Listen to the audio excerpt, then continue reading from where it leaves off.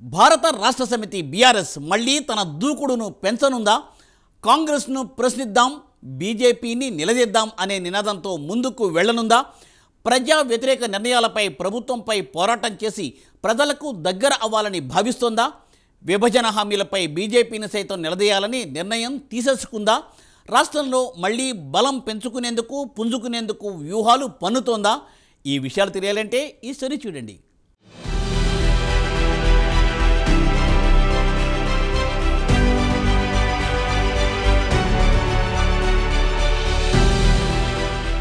రాజకీయ రంగంలో ఎప్పుడూ లైమ్ లైట్లోనే ఉండాలి. ఏమాత్రం గ్యాప్ వచ్చినా ప్రజలు మర్చిపోతారు. అందుకే ప్రతి రాజకీయ నాయకుడు తరచూ వార్తల్లో ఉండాలని ప్రయత్నిస్తాడు.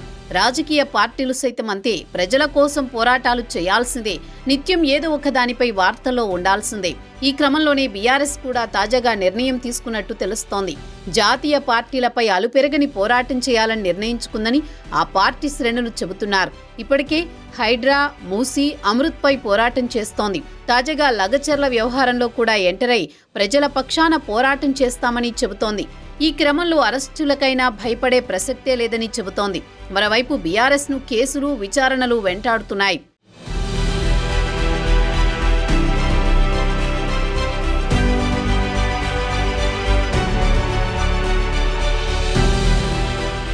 కాళేశ్వరం, ఫోన్ ట్యాపింగ్, ఈ కార్ రేస్, భూముల బదిలీ లాంటి అంశాలు బీఆర్ఎస్ను ఉక్కిరి బిక్కిరి చేస్తున్నాయి.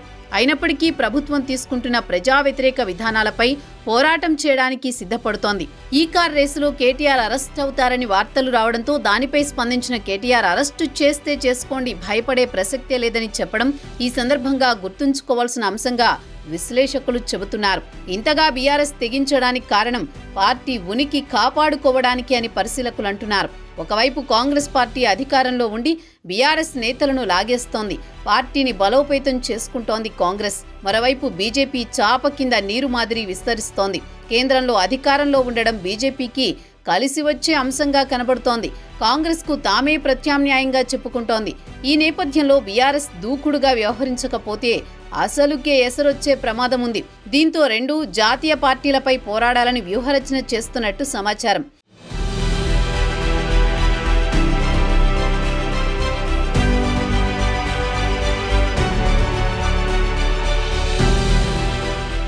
తాజాగా బీజేపీని కూడా టార్గెట్ చేయాలని బీఆర్ఎస్ నిర్ణయించింది. ఉమ్మడి రాష్ట్రం విడిపోయేటప్పుడు తెలంగాణకు కొన్ని హామీలను విభజన చట్టంలో చేర్చారు. 10 ఏళ్లు గడుస్తున్నా దీనిపై కేంద్రం ఏ నిర్ణయం తీసుకోలేదు. 10 ఏళ్ల నుంచి కేంద్రంలో అధికారంలో ఉంది బీజేపీనే. దీంతో బీజేపీని సైతం కార్నర్ చేయాలని నిర్ణయించినట్టు ఆ పార్టీ వర్గాలు అంటున్నాయి. విభజన చట్టంలో తెలంగాణకు కొన్ని హామీలను పొందుపరిచారు. బయ్యారం ఉక్కు ఫ్యాక్టరీ, కాజీపేటలో రైల్వే కోచ్ ఫ్యాక్టరీ, ములుగులో గిరిజన విశ్వవిద్యాలయం ఏర్పాటు చేస్తామని చెప్పారు. ఇప్పటి వరకు వీటి జోలికే పోలేదు కేంద్రం. దీంతో వీటిపై పోరాడాలని బీఆర్ఎస్ భావిస్తోంది. ఈ అంశాలను ప్రజల్లోకి బలంగా తీసుకువెళ్లి ప్రజల మన్ననలు తిరిగి పొందాలని వ్యూహం రచిస్తున్నట్లు తెలుస్తోంది. వీటితో పాటు కాంగ్రెస్ ప్రభుత్వంపైన పోరాడాలని నిర్ణయించింది.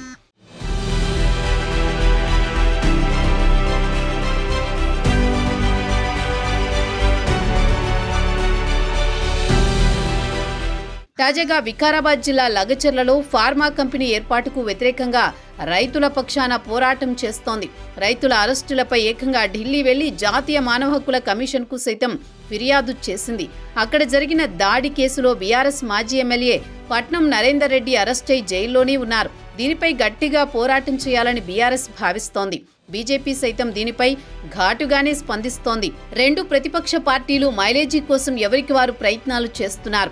ఈ నేపథ్యంలో బీఆర్ఎస్ రెండు జాతీయ పార్టీలను కార్నర్ చేయాలని చూస్తోంది. రాష్ట్రంలో రేవంత్ సర్కార్ వైఫల్యాలను ప్రశ్నిస్తూనే హామీల అమలుపై కేంద్రంలో బీజేపీ ప్రభుత్వాన్ని నిలదీయాలని నిర్ణయించింది. ఏతావాత బీఆర్ఎస్ ఉనికి కోసం తెగ ప్రయత్నాలు చేస్తున్నట్లు కనబడుతోంది. 10 ఏళ్లు అధికారంలో ఉన్న పార్టీ ఒక్క ఓటమితో చతికిలబడడంతో కేడర్లో కూడా నిరుత్సాహం ఏర్పడింది. దీంతో ముందు కేడర్లో ధైర్యం నింపడానికి ప్రయత్నం చేస్తోంది. ఏదో ఒక కార్యక్రమం నిర్వహించి దాంట్లో కేడర్ను మమేకం చేయాలని భావిస్తోంది. అప్పుడే కేడర్ నిలబడుతుందని పార్టీ పెద్దల ఆలోచన. చూడాలి మరి ముందు ముందు బీఆర్ఎస్ ఎలాంటి స్టెప్స్ తీసుకుంటుందో.